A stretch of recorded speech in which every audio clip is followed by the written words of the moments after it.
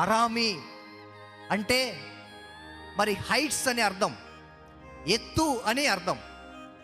Tigris నది, Euphrates నది మధ్యలో ఉన్నటువంటి ఆ యొక్క ఎత్తు ప్రాంతాన్ని అరామ్ అన్నారు.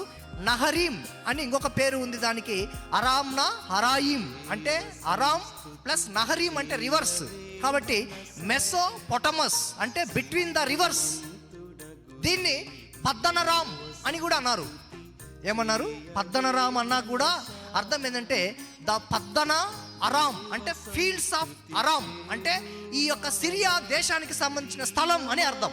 కాబట్టి ఈ సిరియాకు మరి అరామి, అలాగే అరామ్నాహరాయిం, అలాగే పద్దనరామ్ అనేటటువంటి ఈ యొక్క పేర్లతో పిలువబడేటటువంటి ఆ యొక్క అంటే మోడర్న్ ఇరాక్, అక్కడ నశించిపోయేటటువంటి యాకోబు, నశించిపోతున్నటువంటి తండ్రి, నశించిపోతున్నటువంటి పితరుడైనటువంటి తండ్రి అడుపు చేత పట్టుకొని వస్తే ఏంటంట, అడుపు చేత పట్టుకొని వచ్చిన ప్రాణభయంతో వస్తే గొర్రెలు గాయమన్నాడు. రాసిన ఒక వ్యక్తి బైబిల్లో ఈజిప్ట్ దేశంలో రాకుమారుడు, ఏంటంట ఈజిప్ట్ దేశంలో ప్రిన్స్, రాజకుమారుడు, ఫరో ఆస్థానంలో పెరిగినాడు. పరిస్థితులు బాగలేక ఒకని చంపి వాళ్ళ మామ దగ్గరికి మిద్యాను దేశంలో మరి ఇత్రో దగ్గరికి వెళ్తే వాళ్ళ మామ ఏం చెప్పినాడంటే, నువ్వు మందలు మేపు అంటాడు. ఏంటంట, నువ్వు కూడా ఈ గొర్రెల మందలు మేపు అంటాడు.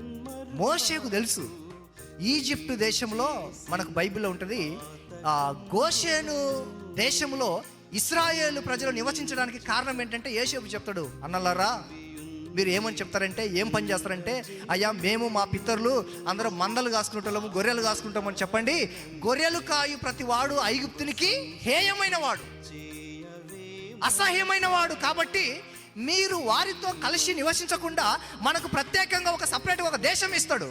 కాబట్టి మనకు గోషెన్లో మనం వెళ్ళొచ్చు అని ప్లాన్డ్గా జోసెఫ్ చెప్తాడు. అంటే అప్పుడు మోషేకు కూడా తెలుసు ఈజిప్ట్ దేశంలో రాజకుమారునిగా పెరిగినటువంటి మోషేకు గొర్రెలు కాయడం చాలా అసహ్యమని తెలిసినప్పటికీ కూడా వాళ్ళ మామ దగ్గర గొర్రెలు మేపినాడు. పరిస్థితులు బాగలేనప్పుడు, ఇంకా కొంతమంది అన్ని చోట్ల గౌరవం దక్కాలి అని అనుకుంటాం మనం. నిన్ను దేవుడు గుర్తిస్తే చాలు, అదొక్క దానికోసం మనం ప్రయత్నం చేయాలి. ఎక్కడ మనకు సింహాసనాలు కానీ, ఎక్కడ మనకు గౌరవ ప్రతిష్టలు కానీ అవసరం లేదు మనుషుల మధ్య. అందుకే బైబిల్ ఒక మాట ఉంటుంది, మనుషుల దృష్టికి ఏదైతే ఘనముగా ఎంచబడుతుందో అది దేవుని దృష్టికి అసహ్యం అంట. కాబట్టి ఇలాంటివి మనం కోరుకోవడానికి వీలు లేదు ఒక క్రైస్తవునిగా, ఒక క్రీస్తు అనుచరునిగా. మోషే ఒకచోట రాజకుమారుడు అయితే మోషేకు తెలుసు గొర్రెలు గాయడం అసహ్యమని, అయినా కానీ పరిస్థితులు బాగలేదు కాబట్టి అక్కడ అసహ్యమైనటువంటి పని వాళ్ళ మామ చెప్తే కాసినాడు. ఒకరోజు వస్తుంది, దేవుడు ఘనపరిచే రోజు వస్తుంది, దేవుడు నిన్ను గుర్తించే రోజు వస్తుంది.